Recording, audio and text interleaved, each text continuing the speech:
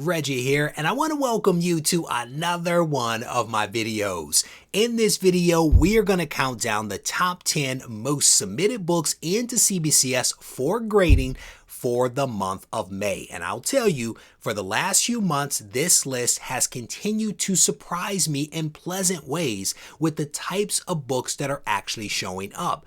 Yes, there are some books that are consistent month after month, but there's always a couple that jump out at me, and you'll see what I mean in just a few minutes.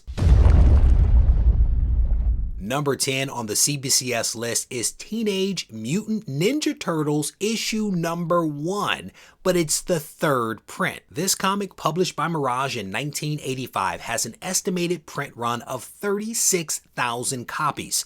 At present, there are just 22 graded copies of this comic on the CBCS population report, with most of those copies being signed yellow labels. For comparison's sake, the first printing of this comic was estimated at 3,000 copies, and the second printing, 6,000. This is the third printing with 36,000 copies printed. Number 9 on the list is Amazing Spider-Man issue number 300, the direct edition published by Marvel Comics in 1988. There are currently 1,233 total copies of the first full appearance of Venom on the CBCS population report.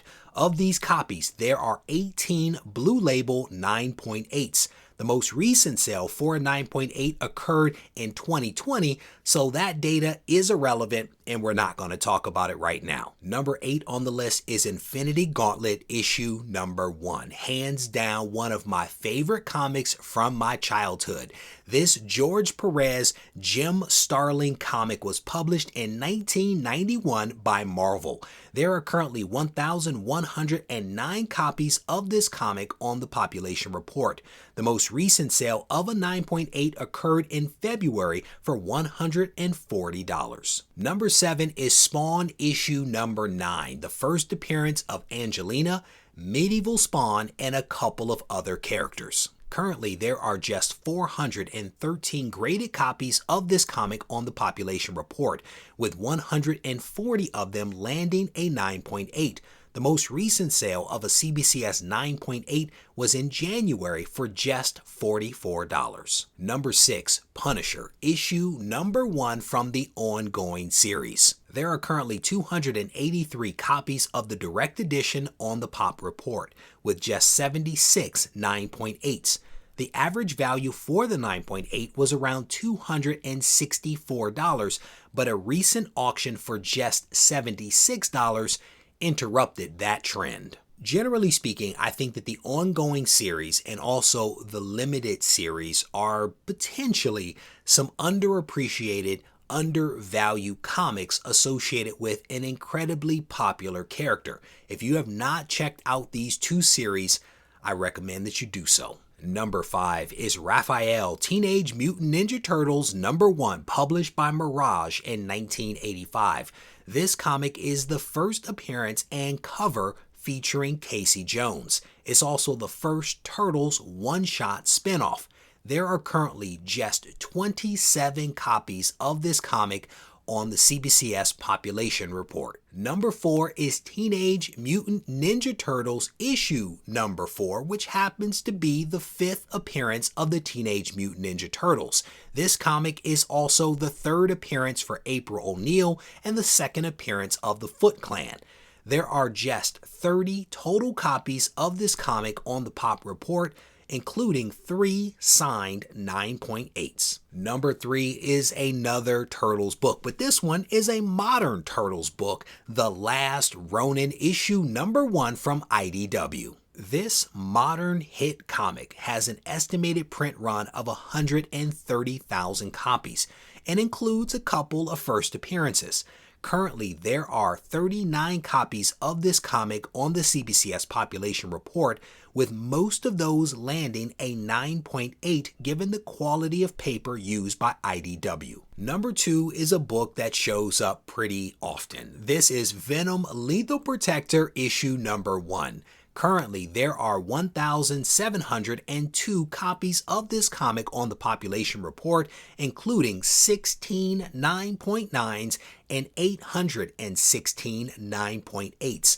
Unfortunately, good sales data is lacking for the 9.9, but the 9.8 has a 30-day average value of $84. And the number one book is not a surprise to a countdown list. It is Spawn issue number 1 from Image Comics and the legendary Todd McFarlane. At present, there are 1,515 copies of this comic on the population report, including 1 9.9 and 632 9.8s.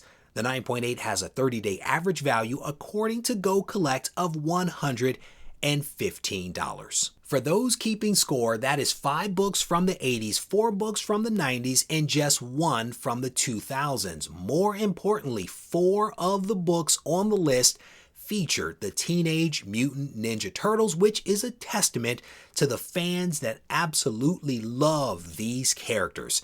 If you enjoyed this video, I want to encourage you to go ahead and give the video a thumbs up. If you haven't yet subscribed to the channel, please take the time to do that.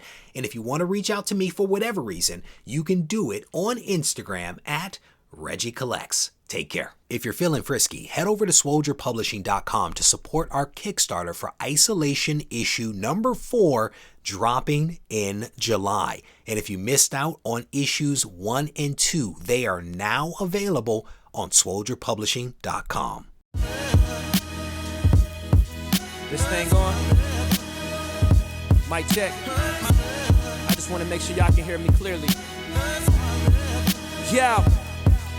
Should you practice art, or should art be your practice? I had a question, so I asked it. Not to anyone specifically, but to my inner God, you know? The one that's gonna be a master, the one that's more than a rapper, the one that's an educator, the one that seeks enlightenment. He travels with concepts, he's got the mindset expansive. He understands that his time combined with travel and concepts makes his mind convex. Sort of like when you look at a brain scan, straight off meditation, we was concaving until we had that eternal dialogue that created our dialect. Now we in distinct rooms of pure souls having them conversations, synergy and combinations. You fly and we waiting, Indian style in the gold.